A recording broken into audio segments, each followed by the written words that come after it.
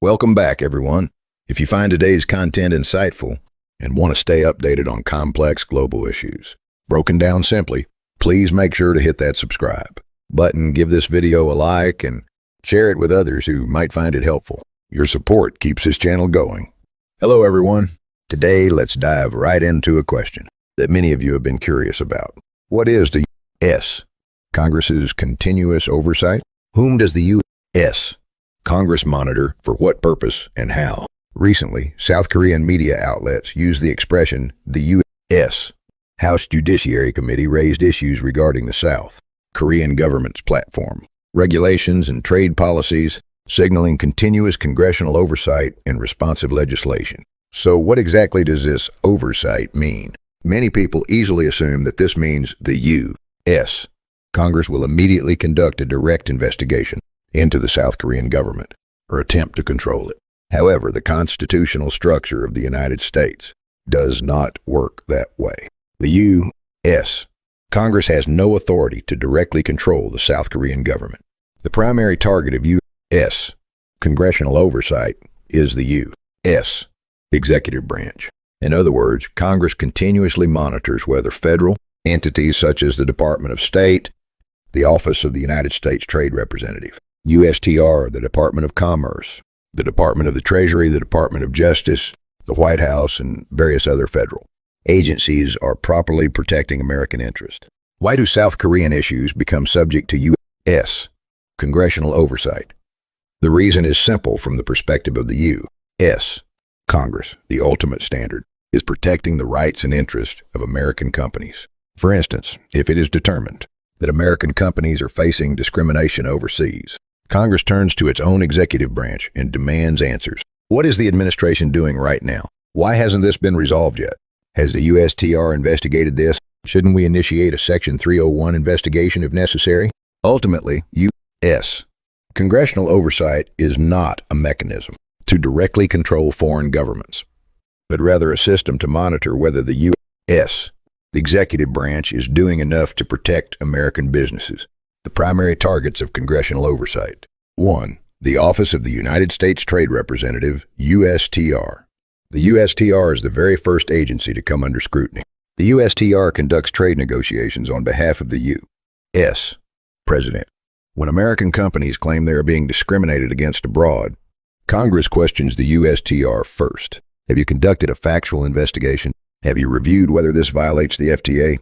Have you assessed the feasibility of applying Section 301? Have you consulted with the South Korean government?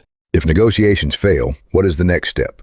These questions do not just end at a press conference. Congress can demand formal, written reports, hold committee hearings, and, if necessary, subpoena the USTR representative as a witness for public questioning. In American politics, this type of oversight acts as a tremendously powerful tool of pressure. 2. The U.S. Department of State. Lately, trade issues are no longer just about trade. They move hand in hand with diplomacy. How the State Department evaluates various factors such as the Korea U.S. FTA, the ROC U.S. Alliance, the Indo-Pacific Strategy, and the protection of U.S. companies is also subject to congressional oversight. Congress receives continuous briefings on what consultations the State Department is held with the South Korean government, whether a diplomatic resolution is possible, how these trade frictions will impact the broader alliance. 3. The U.S. Department of Commerce. The Department of Commerce is responsible for supply chains and manufacturing. This spans across semiconductors, batteries, automobiles, steel, shipbuilding, and the electronics industry. Congress constantly demands that the Commerce Department analyze whether American manufacturing is suffering damages, whether American jobs are being lost, whether the supply chain is facing vulnerabilities. 4. American companies. Many might find this surprising, but the U.S. Congress investigates American companies as well. Congress directly requests data submissions from tech giants like Coupang, Google, Meta, Apple, Amazon, and Microsoft to see what specific regulations they are facing abroad. Executives are often called to testify at hearings. These companies submit data regarding how foreign government regulations have impacted their actual business operations, how they have been discriminated against compared to local competitors. The U.S. Congress utilizes this data as critical evidence 5. Foreign government policies. Here is an important distinction. While the U.S. Congress cannot directly control a foreign government, it analyzes foreign government policies in meticulous detail.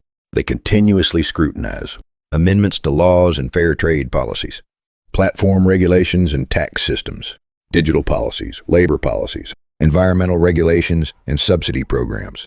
To achieve this, Congress gathers translated documents, expert opinions, academic reports, corporate feedback, embassy briefings, think tank data, and reports from international organizations.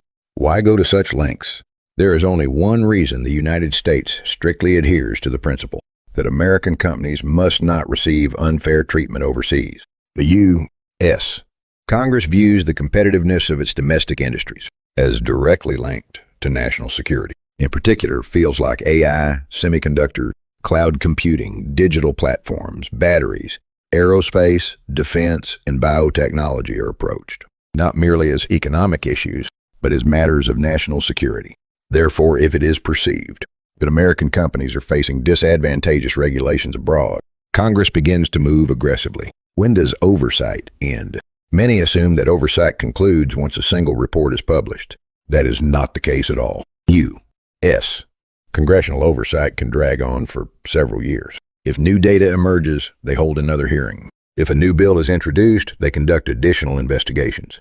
If the executive branch responds half-heartedly, Congress sends another inquiry. They will continue to raise the issue during budget reviews. This is the true definition of continuous oversight. It is not a one-time report. It is an ongoing process where Congress continuously pressures the executive branch until the problem is resolved. What does this process mean for South Korea? If the U.S. Congress continuously determines that a specific South Korean policy disadvantages American firms, it will constantly monitor the progress of the USTR's investigations. It may demand reports on the executive branches, ongoing consultations with the South Korean government. If deemed necessary, it can urge executive action by holding additional hearings or publishing formal reports. However, this congressional oversight does not automatically guarantee immediate new legislation or sanctions. In the U.S., monitoring, investigation, negotiation, and, if necessary, legislation take place sequentially. The actual outcome ultimately depends on the executive branch's judgment and political consensus within Congress. Today we explored the true meaning behind the U.S. Congress's continuous oversight. In our next session, we will tackle the second question that many of you are most curious about. What does the expression signaling responsive legislation actually mean? Does it mean the U.S. Congress will absolutely pass a bill, or is it merely being used as a tool for political pressure? We will conduct an in-depth analysis based on actual U.S. legislative procedures, looking at cases that successfully led to legislation versus those that did not. If you enjoyed this deep dive, please don't forget to like, subscribe, and turn on notifications so you never miss our next analysis. Share this with your friends and colleagues to spread the knowledge. Let me know your thoughts in the comments below. Thank you for watching, and see you in the next video.